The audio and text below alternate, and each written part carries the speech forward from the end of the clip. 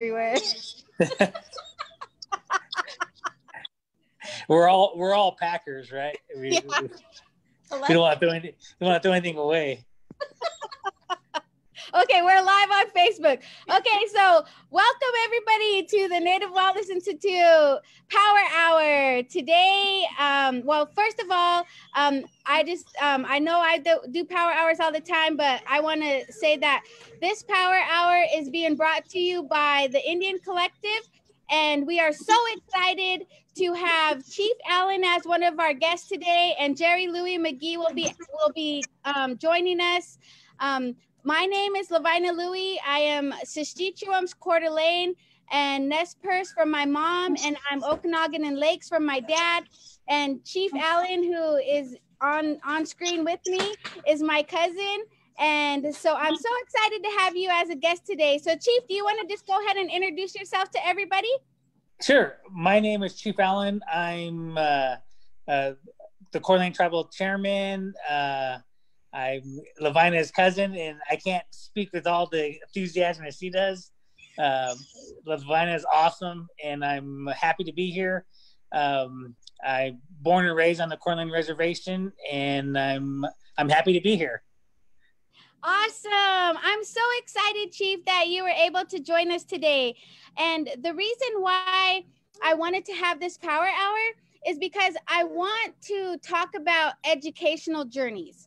And I have heard your story, Chief, and I have so much respect for everything you have gone through to be able to, grow up on the reservation, go to school on the reservation, go to college, come back and become our chairman. It's just been so awesome. And so let's just start off with my first question is just, what was it like for you growing up, Chief? What was it like for you?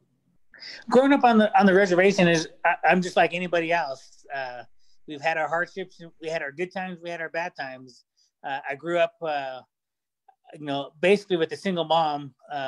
She raised 7 of us, and grew up in a house that had my uncles and aunts, and we always had a full house. And to be honest with you, not to hide from it, there was a time in my life when it was tough. It was hard. I mean, the alcohol and the drugs and that my mom suffered through.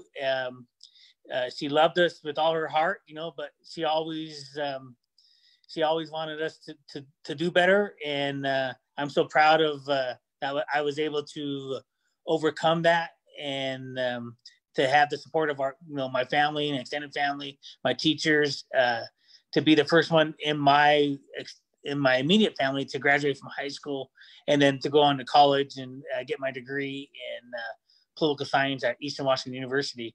I don't forget where I come from. I know that we all have struggles, and I know all of our young ones. Sometimes they wake up and they say, "Man, I can't do this," but let me tell you, yeah, you can. You just got to. You got to do it. I talk to youth all the time, and everybody always says, well, college seems so long, or school seems so long. It goes so fast. I would encourage everybody to just to get it done and to get it out of the way, and then move on to that next phase in your life. Yeah, totally.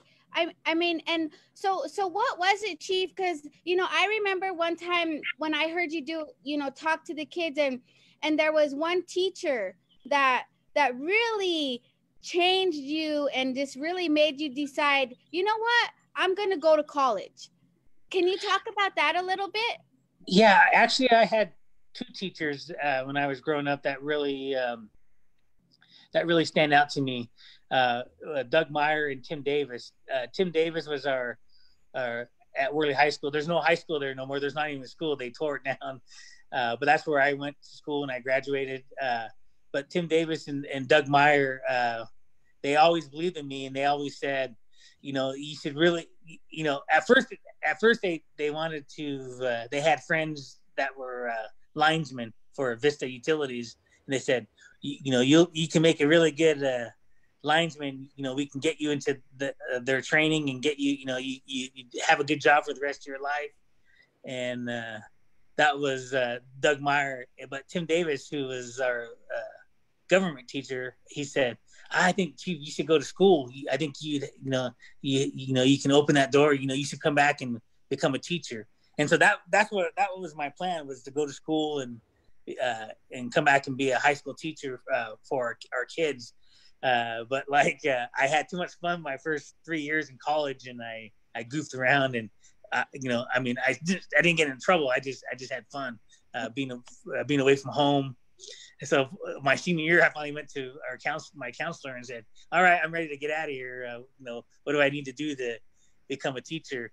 And my counselor laughed at me and said, you haven't done any of your education classes to become a teacher, and then you would still need to do your student teaching. And so that would put me out like a whole year. And so then I said, well, what do I have to graduate? And he said, well, you have enough credits to graduate in history or graduate in political science. So I finished out my degree in political science, and I got out of there. So. Wow. So it was kind of like not even intentional for you to get a degree in political science and history, but it just worked out like that. It worked out that way, yeah. Because like I said, I goofed around and I kind of waited too long, but it worked out right. So get my degree in political science, I was able to get my first job, with our longtime chairman Ernie Stensgar. And then he encouraged me to go to DC and work for the National Congress of American Indians for about a year and a half. And so when I came home, and being the big family that we come from, my family said, you should try your hand at tribal council. I was the administrative director for the tribe for a couple of years, but my family wanted me to get on council. And so then I got on council, and I've been on council ever since 2003. I told everybody I wasn't going to be a long-term guy, and it's kind of working out that way. So Chief, how old were you when you first got onto council? Didn't you work in Washington D.C. first for a little while? Yeah, I worked in Washington D.C. first because I worked for Ernie. And then I worked in Washington, D.C. Then I came home and was the tribe's administrative director. So I was 27 when I first got on council.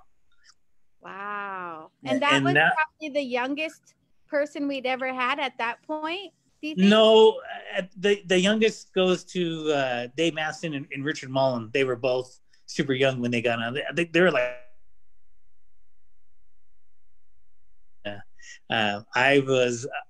I'm a veteran now. I'm going to be 48 this year. I was like, that 20 years went by fast.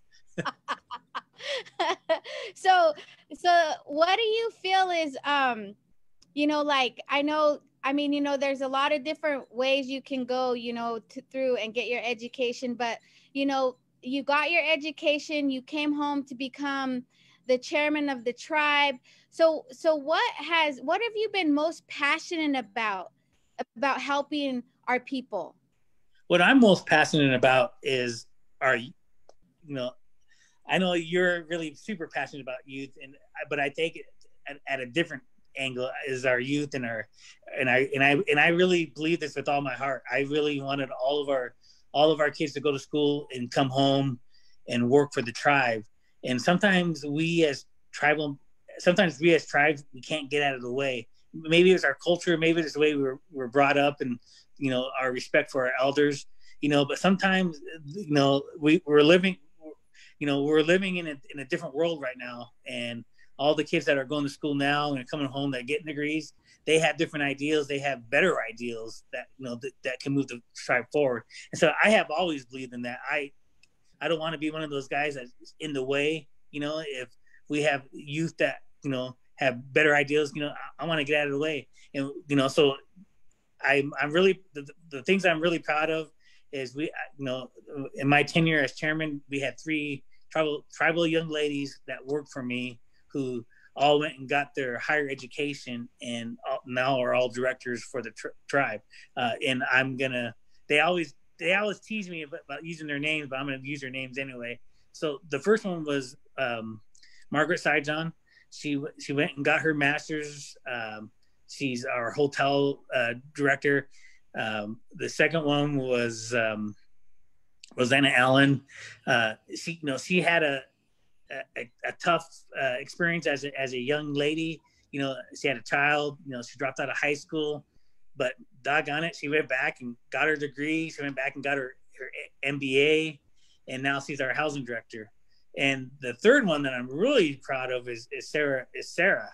Yeah. She kind of had the same story as Rosanna. Dropped out of high school, went back to school, and got her 4-year degree, and then she went to law school. She went to Gonzaga and got her degree in law school, and now she's one of our tribe's attorneys. And I think these are important to say because, like I said, when they came here, they said, "Oh, we want to stay in your office forever," and I was like, "No, I don't want you to stay in my office forever. I want you to, reach for the stars. I want you to." What do you want to do? I sat them down and said, what do you guys want to do? What do you want to do? I know you don't want to be, a secretary in the chairman's office, or you don't want to be a legislative officer in the chairman's office. I push them to look inside themselves and to reach out. And so now they're, like I said, one's the hotel director, one's the housing director, and one's one of our attorneys. And I'm so proud of that. And, I see Jerry on the screen now, and I want him to be that next wave of tribal members here. Like I said, we need to, travel. Sometimes tribal leaders, I love them to death. Don't get me wrong. And I love all our elders, but sometimes we need to get out of the way now. That next wave, that next future is here. And we're living in a different world.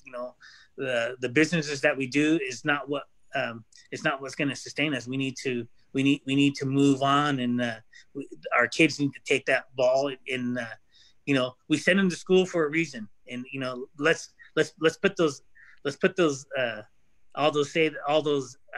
always say all those campaign promises. I believe in the youth. I believe in the elders. And we send their youth for school for a reason. And this is it. And so that I'm always. Like I said, I'm here to do whatever the tribe needs me to do, regardless of titles or regardless of whatever it is. I want our kids to succeed, and I want them to this is their time, we've, like I said, I'm going to be 48. I've kind of had my time. It's time for that next group of tribal members to step up on it. And I'm excited for it. So. Right. Well, and Chief, that's such a great segue into Jerry, and I the reason I wanted to have you and Jerry on is because I want our people to not only see our women who are successful, but our men. It's so important for us to empower our men. And I've seen how even for myself, our tribe has supported our educational journeys. It took me 20 something years to get my degree, but I finally got it, and it was all it was all the tribes supporting me and our families, and you have always supported the Louie McGee's and Jerry and Tucker and just and you've always wanted to see our people succeed. And I'm just so proud to have Jerry here with us, because I know it was scary for him to take off and to fly to Montana. Well, even to fly to Lake City was like a big step. So I want to introduce to everybody else. This is Jerry Louie McGee. He's a young man, a young warrior. And Jerry, do you want to just introduce yourself to everybody? Hi guys, my name is Jerry Louie McGee.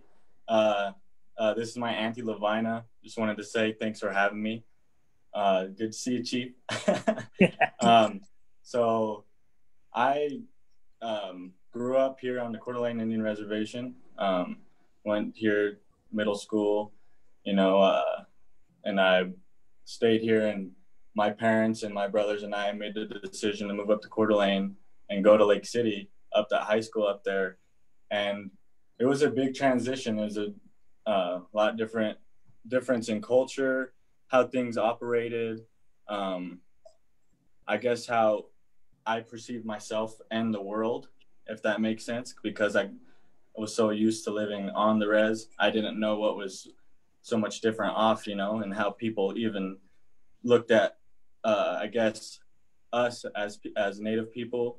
And it was a huge culture change, having long hair, even making it being different from going from here to more of a Caucasian place, But yeah, I went up there, went to Lake City, went to school, played football, and winded up getting a walk-on opportunity at Montana, and winded up going there, playing football, and got my psychology degree. So it's been a journey. And and Jerry, so one of the things that happened as you were playing football and going to college is you fell in love. I don't know, Chief knows all about falling in love. So, but you fell in love with the beautiful Kootenai, right? Mariah. Yeah, Salish Kootenai, yeah. Salish Kootenai lady, and you guys had a baby. So how did that change your experience going to college and playing football and two-a-days, and how did you deal with that? Yeah, so even before having Zayden, playing football and going to school is a commitment. Going to school alone is a huge commitment. And, you devote all your time and energy because you want to have good grades, and, you have goals and dreams that you want to accomplish. And that's obviously the first step in doing so. But so going to school and doing workouts, I had 5 o'clock workouts. I had to wake up early every single day. I had class from after workouts 9 to 2, got meetings 2 to 3, got practice 3 to 7, and then you got 6 hours of study hall between all of that. And then when you get home, once we had Zayden, we had to take care of Zayden, make sure, and then try to study at the same time. And the one thing through this is, there was a lot of times I wanted to quit, and I wanted to stop, but in the back of my mind, I said, I'm doing this for myself. I'm doing this for my family, and I'm doing this for my people. And especially I'm doing this for Zayden. And I didn't want to put that on my son, if I had a son, or if I had him, I didn't want to stop playing football or stop going to school or stop chasing my dream because of that. So I made it a mission, and I just wanted to, make myself and everybody, and especially my son, proud. So later on in my life, I could tell him, we did this together. So. Yeah, that's so cool, Jerry. And, and I know, Chief, you're really proud of your kids and how much, like Sophia plays soccer, and the Tuckin, they both play sports. And so how much is sports important, do you think, Chief, for our young people? I think sports is the sports is really important. I played sports through all my high school, but I also want let's put sports in perspective. I think sports teaches us commitment. It teaches us teamwork. It teaches us family. But I also don't want our kids to not forget about the education part. Education is what got me through. I knew if I did the book work and I did it, it would help me get out of I call it the chains of poverty, and growing up in that way, growing up in that single mom and that alcoholism, it really helped me. And so I tell my kids I'm proud of them, I love them, and I will support sports, but they also need to put in that time, for study hour. It's books, and at the end of the day, that's what's going to get them to that next level, that I want them to be. And my daughter, she's really good at soccer, but it's different. She's a female. There's a lot. It's different than males than females.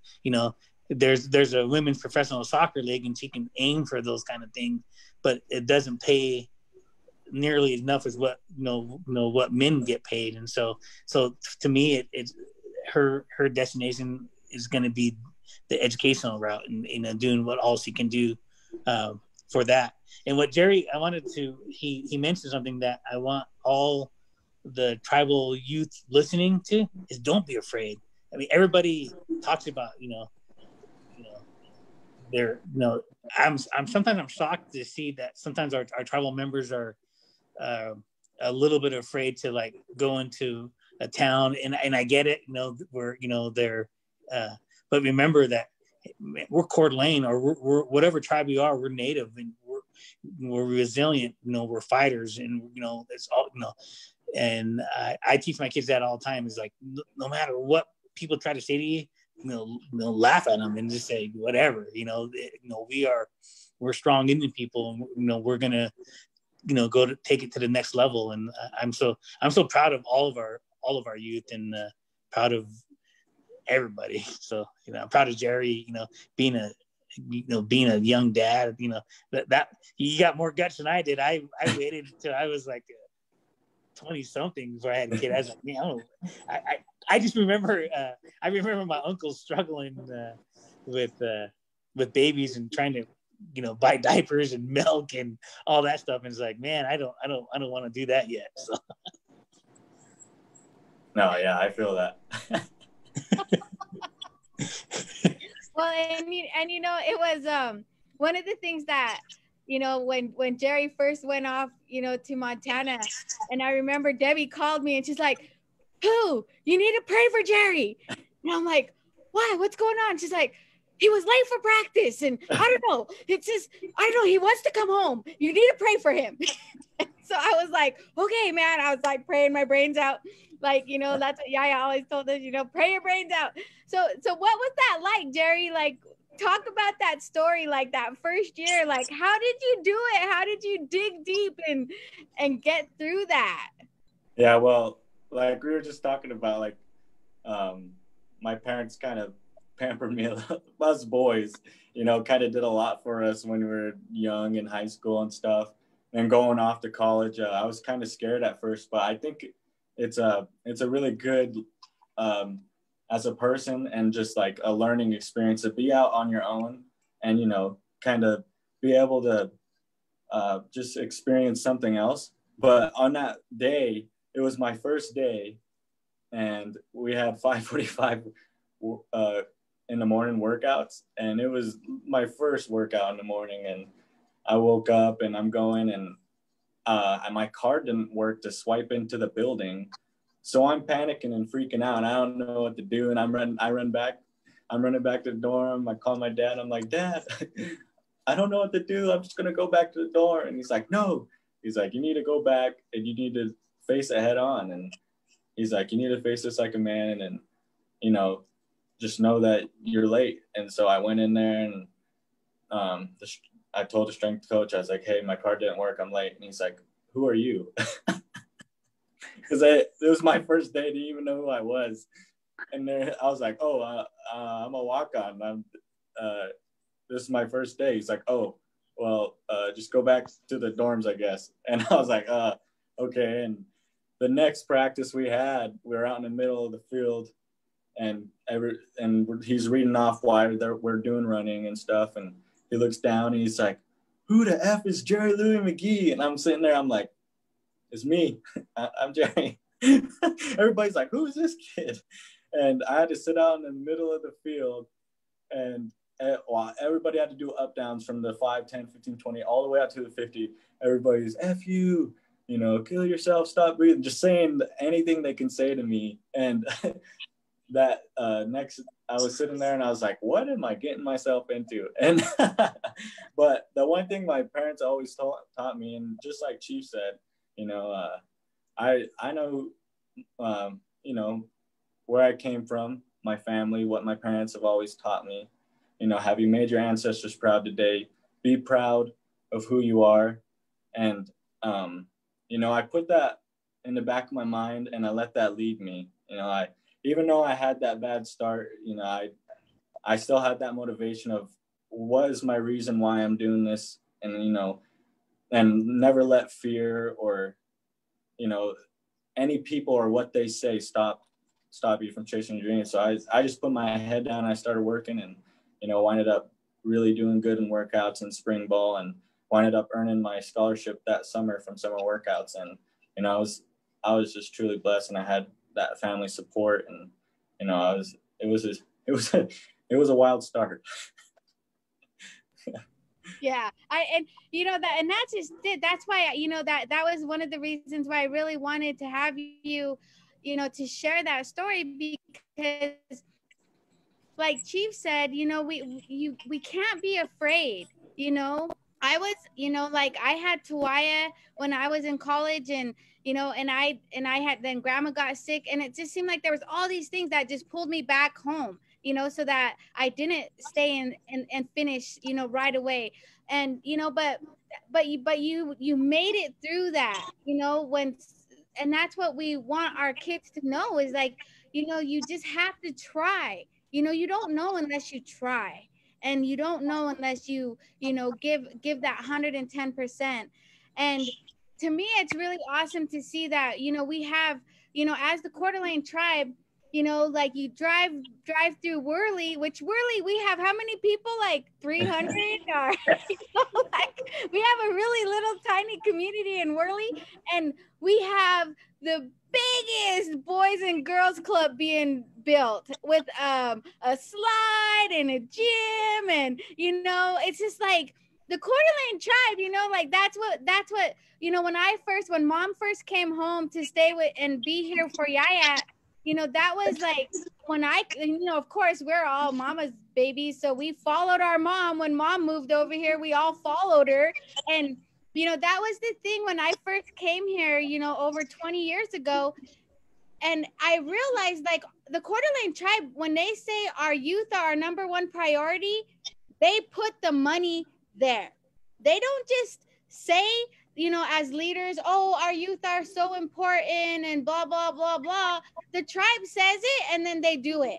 And you know, and I was telling Jerry last night, I wish I had the video when Jerry was like 7 years old and we had Rockin' the Reds at the casino, and he like had long hair, and he was like doing a performance, and he was like banging his head, takes off his shirt, throws it into the crowd, you know, like those are the kind of programs that the tribe has always supported, you know.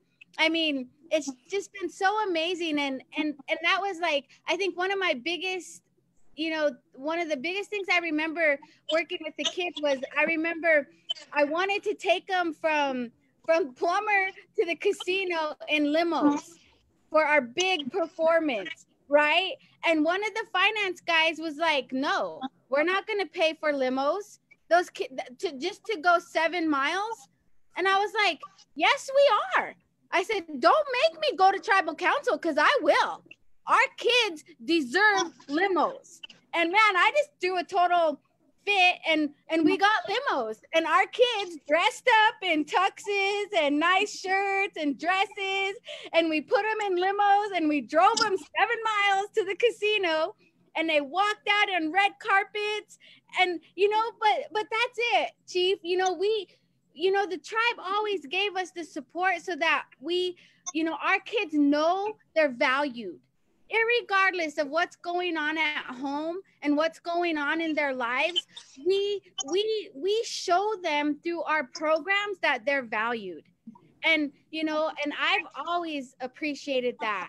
And so, you know, and that's something like Jerry, you know, grew up in the Chief Morris Antelope Football League, right? That's where he got his start, was in that league. And Chief Morris Antelope is our great grandfather. You know, all three of us, you know, we come from this family of leaders. And so what does that mean? Like, that's one of the questions I wanted to ask during this power hour is Chief, what does it mean to be a leader? What it means to be a leader for me is to be. You put me on the spot, and it's a good question. And but I take leadership as leading by example. We have to lead by example. We can't say one thing and do another. And growing up, I think that's why so many of us struggle. You know, we have people telling us this or that, and then we see them doing, you know, doing bad. We see it in our culture now in America. You know, I remember this commercial by Charles Barkley, and he was I don't know, 15-year all-time all-star for a bunch of teams, and he did a commercial one time. He said, I am not a role model. I am not a elite, and I think sometimes we put our role models, our leaders, and we see them, or we say that, and then they get into trouble, And so I really try to live a life that not to embarrass our tribe, not to embarrass our people. And so I think that's what leadership is to not to embarrass. It's sacred, it's sacred. We are entrusted, the people, elect you, and, you're entrusted to hold that to the highest standard. And so that's what, leadership to me is leading by example. And I always try to lead by example, and I don't always get it right, because we're human beings, and we have little mistakes here and there, but we have to teach our young ones to like you said, everybody's got that self-worth. Your idea of putting them in a limo, and it did tenfold for their mental state, that they're worth it. Everybody's worth it. We're all worth it. We're worth that limo ride. We're worth, that big, beautiful new building that's going to be a game changer. It's so awesome. We're worth it. Our tribe is worth it. Our tribal members are worth it. Whatever that is, we're worth it. And so that's what I try to do. So. That's awesome. Jerry, one of the things about being a leader, sometimes just because you're an incredible athlete, you get pushed into this leadership role, like Shoni Schimmel and when the Schimmel girls went, and all of Indian country backed them, like they were just like, yes, they're making it. And for natives, we really lift up our young people like that. And I remember the game.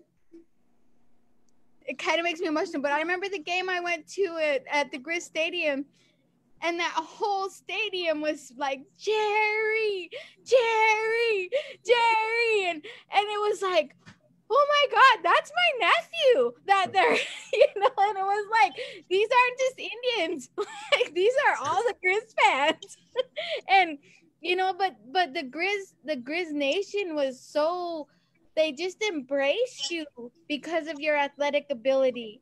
And so, you were pushed into that leadership role. And so how do you see leadership, Jerry? What does that mean to you?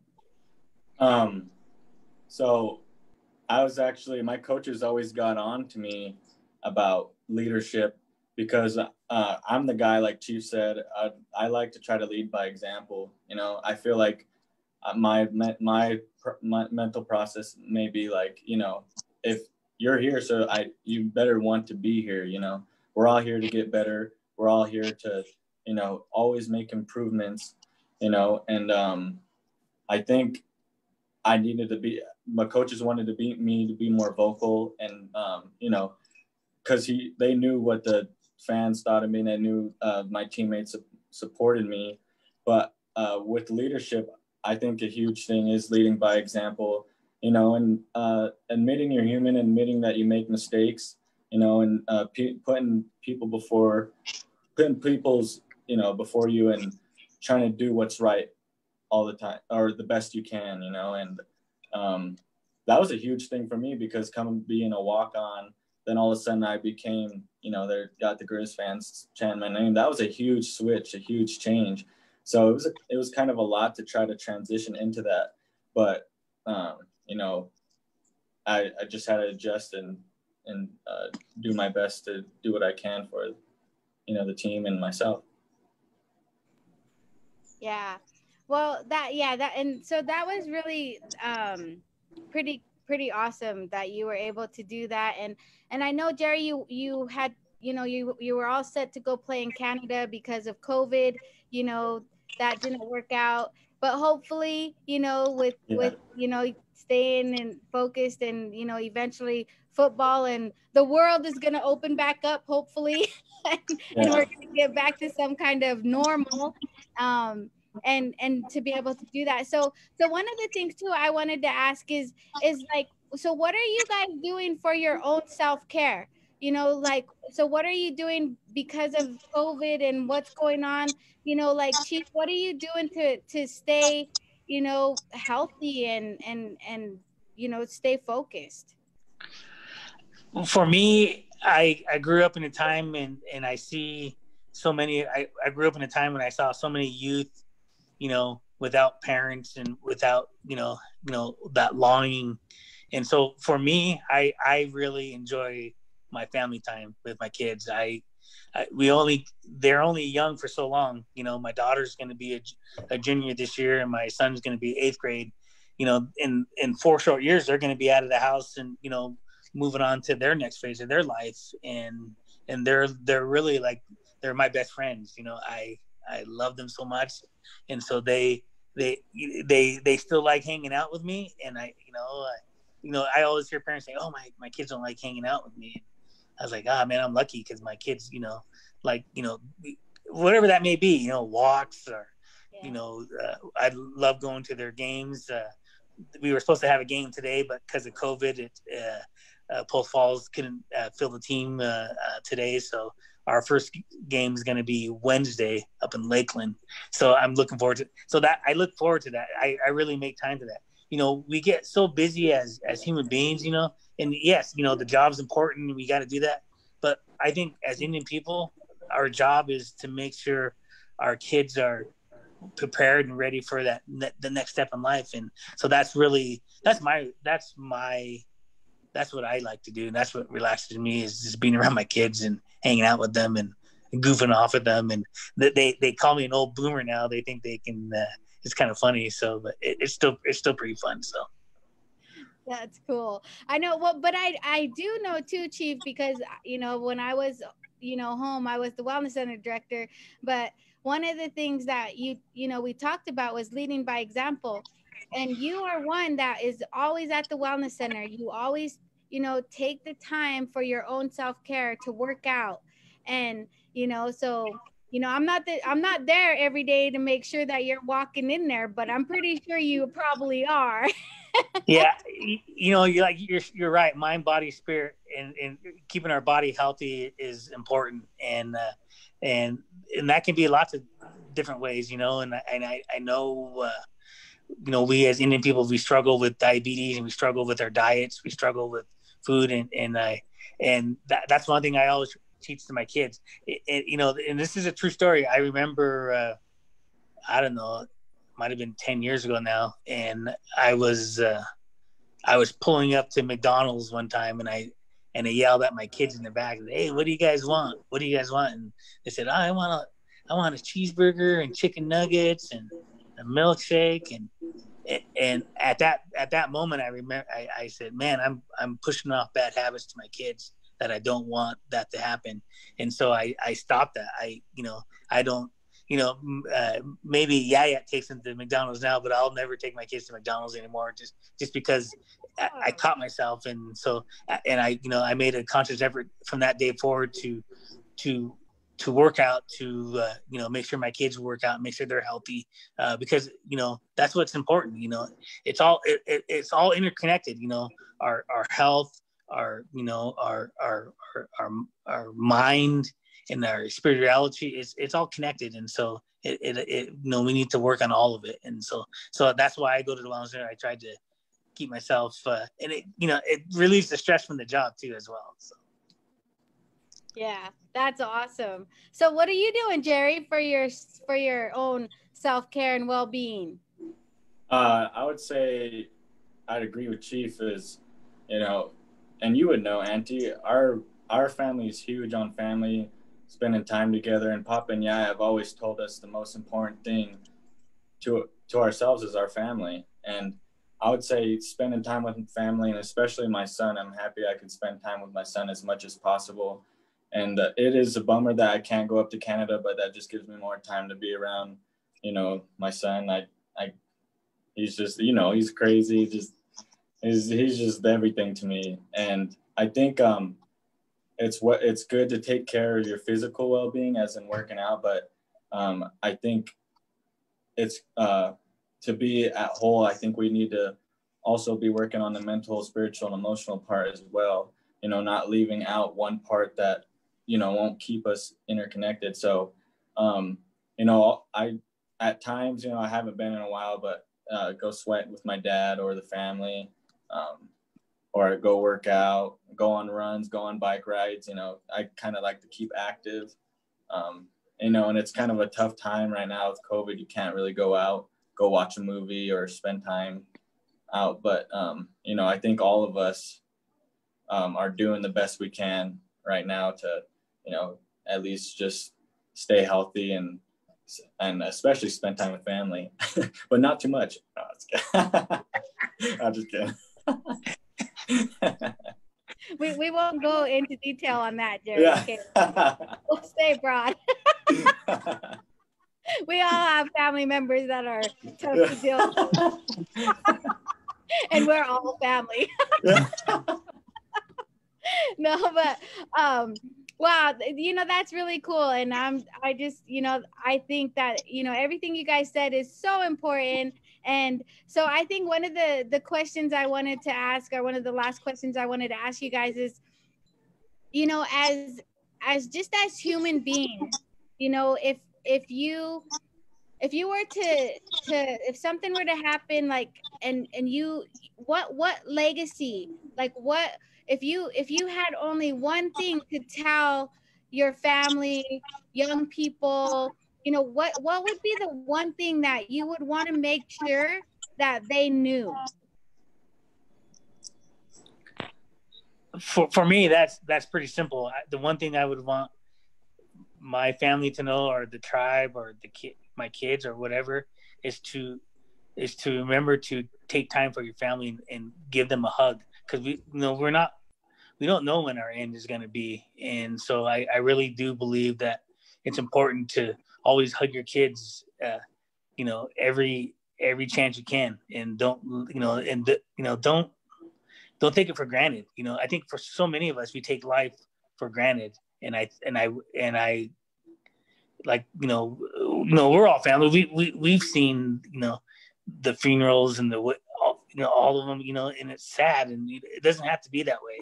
And so I always hug my kids all the time, every chance I can. And I let them know that I love them. That simple word, I love you, is so important. And I think we don't hear it enough, as our kids, growing up, and, dysfunction, and, those powerful words, I love you. Sometimes we forget that. And that's one thing I didn't want being on tribal council, yes, everything's important. Yes, I can be at every meeting. Yes, I could be gone every week, but I knew that, my kids need me, and they need to hear that I love them. And so that's one thing I want people to know. That's awesome, Chief. Because I think that we have such a generation of young men, and that have a hard time saying I love you. Like, for men to be able to do that, that's big. And we need our men to be able to share that. And so that's really cool. And love is, like, it's like when we leave this earth, we're not taking anything with us. The house we have, the cars we have, the N7s we have, the like, we're not going to be able to take any of that with us. And nope.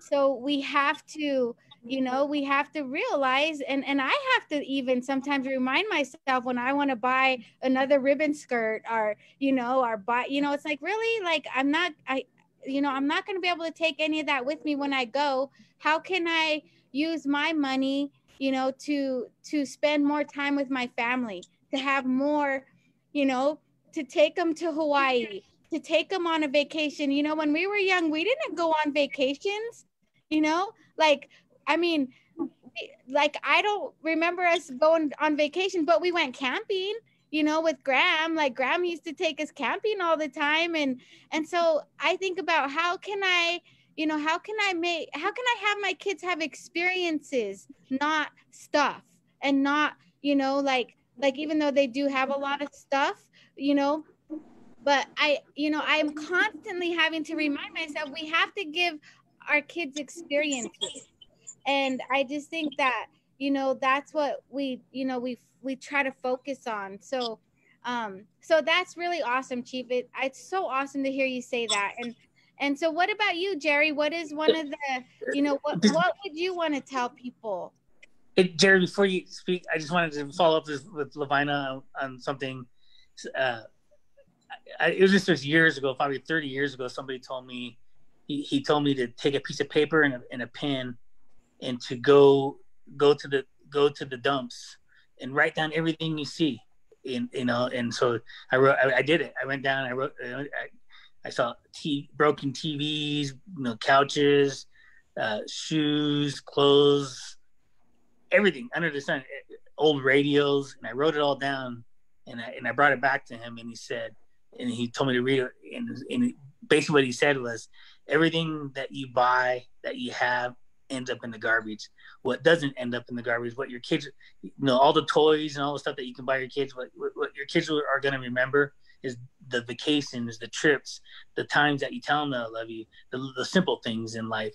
And so that I've always tried to do that now. I don't, you know, like they can ask for all these things, like it's all going to end up in the garbage, you know, because it ends up broken, you know. And so, but so give them things that, you know, that they can take, you know, for their whole life. And so, like you said, all my money, you know, taking them on vacations, you know, I'd love to travel with them, and to, so, you know, it teaches them to see other world and other cultures. And it's so important to learn other cultures and other people, and so we're not afraid of that. And so anyway, sorry, Jerry, I just wanted to say that. No.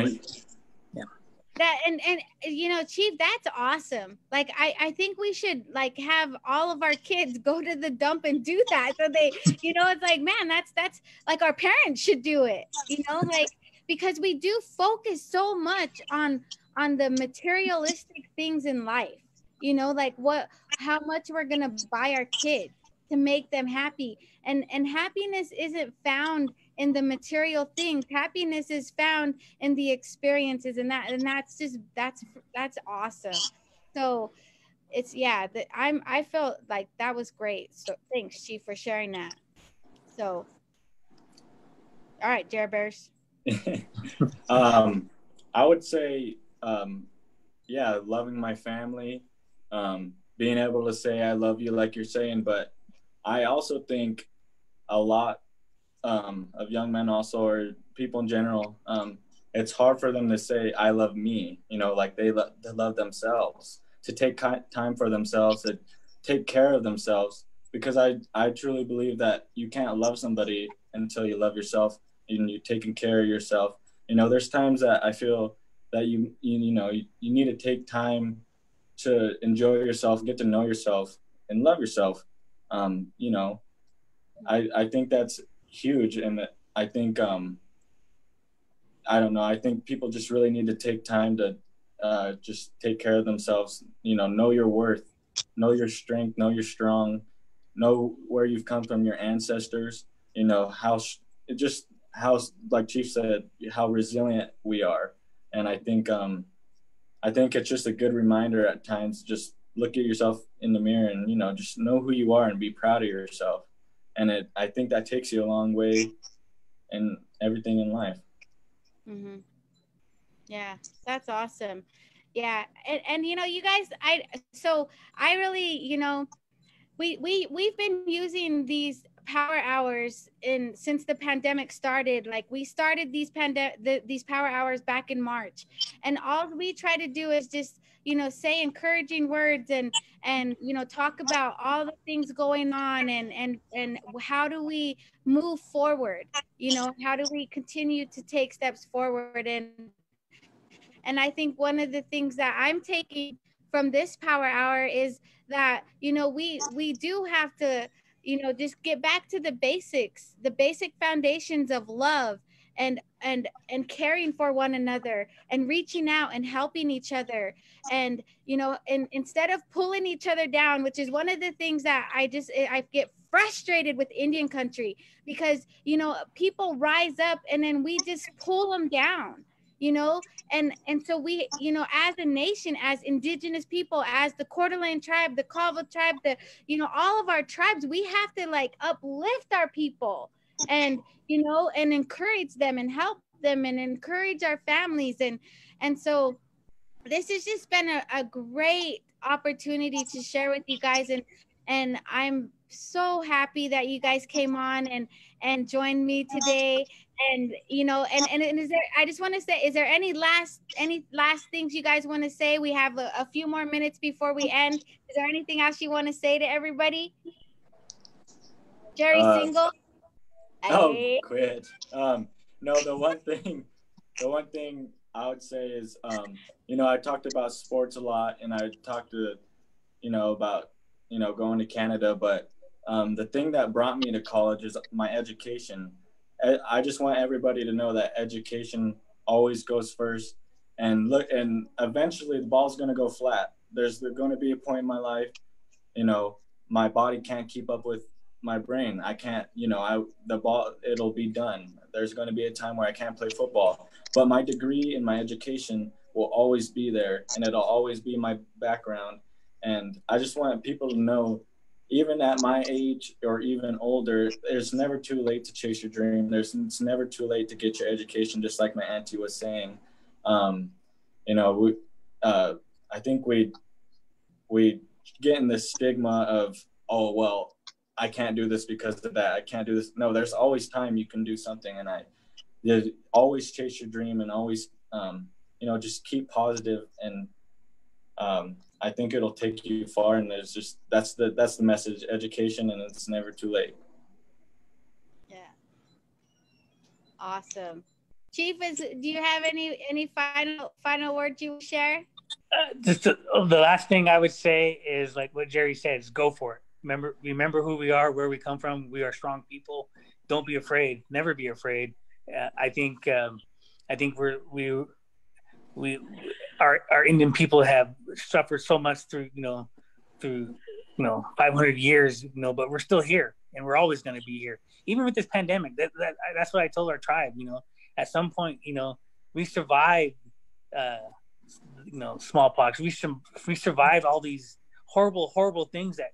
We survived reservations, living on reservations, being put on reservations. We survived all these things. We're gonna survive this. We're gonna get through this. This pandemic is just yet another thing in life that that we get by, and it's gonna be. We're gonna look at it in the rearview mirror, and we're gonna move on. All of our tribe, all of our families are healthy, and we're gonna continue that.